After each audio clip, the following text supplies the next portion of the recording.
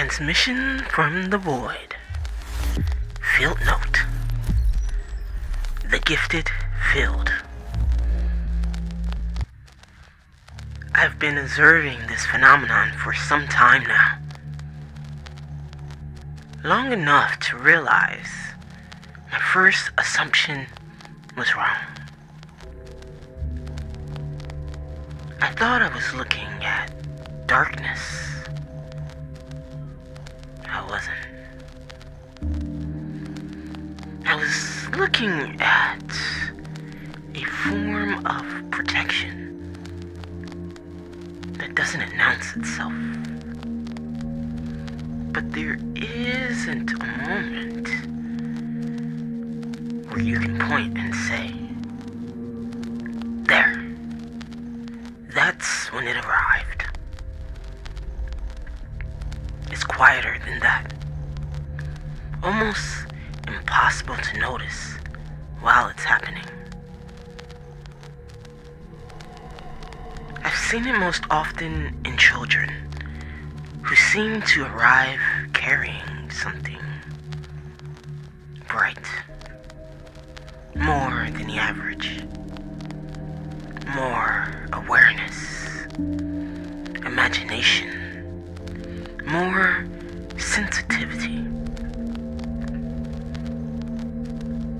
holding a perception that the world around them seems not prepared to receive.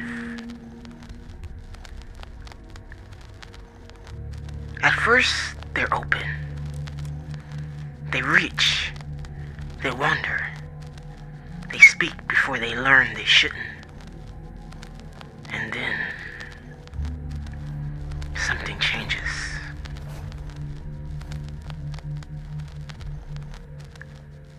Not because anyone tells them to become something else, but because most of the time, no one does. The word simply begins offering small corrections. A strange look, nervous laughter, a conversation that suddenly changes direction, or a moment where excitement is mistaken for too much. A question that never gets answered, or a feeling that something inside them makes the room feel uncomfortable. Children, what remarkable observers. They don't need explanations because they notice everything, all the patterns, and eventually they begin making adjustments before anyone asks. That's when I started seeing it.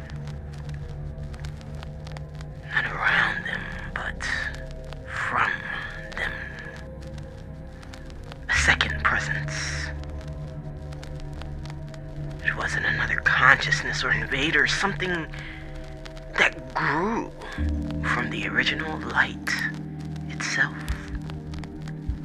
Not as a form of suppression. It doesn't suppress, but it steps in front of the child.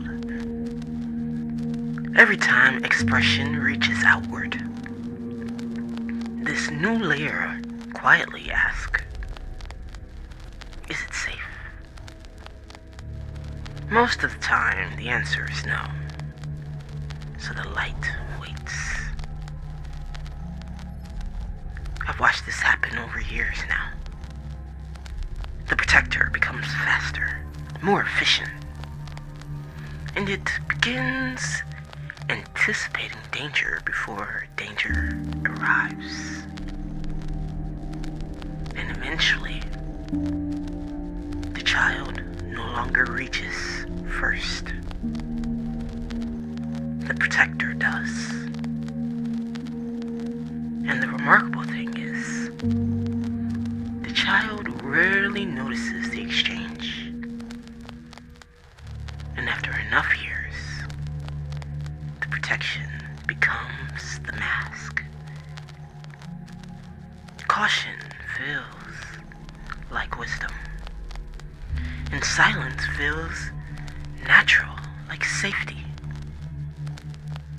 I've begun calling this phenomenon the sable echo, because it remembers every reason the light chose to hide, every unfinished sentence, every abandoned idea, every laugh swallowed halfway through, every instinct redirected before it could become inaction, every feeling that has been suppressed. None of it disappears. It only accumulates. The echo carries it all, and I've witnessed what happens when the weight becomes too great.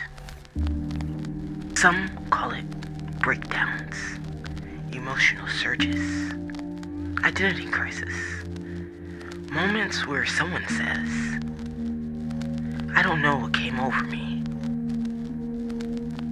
Standing there, it doesn't look like something coming over them. It looks like something trying to come back. The pressure isn't created by the echo. The pressure is what the echo has been holding. Which brings me to the observation I almost missed. The echo never hated the light. It loved it. It loved it enough to stand between it and a world that kept teaching it to become smaller. I think that's why this phenomenon has been misunderstood for so long. Everyone tries to remove the shadow, but no one thinks it. From where I'm standing, the shadow has been carrying an impossible assignment. Protect the gift, hide the gift, until hiding is no longer necessary. And today, for the first time, I watched one of them hesitate. The protector stepped forward, then stopped. The child moved first. Only a single step, barely noticeable. The echo, it didn't disappear. It simply did not interfere. I don't believe healing is the right word anymore. What I witnessed looked more like trust. As if the protector finally received the evidence that the world had become just safe enough to loosen its grip. Just a little. I've stopped calling this darkness, because darkness doesn't spend decades protecting something it doesn't love. Field note complete.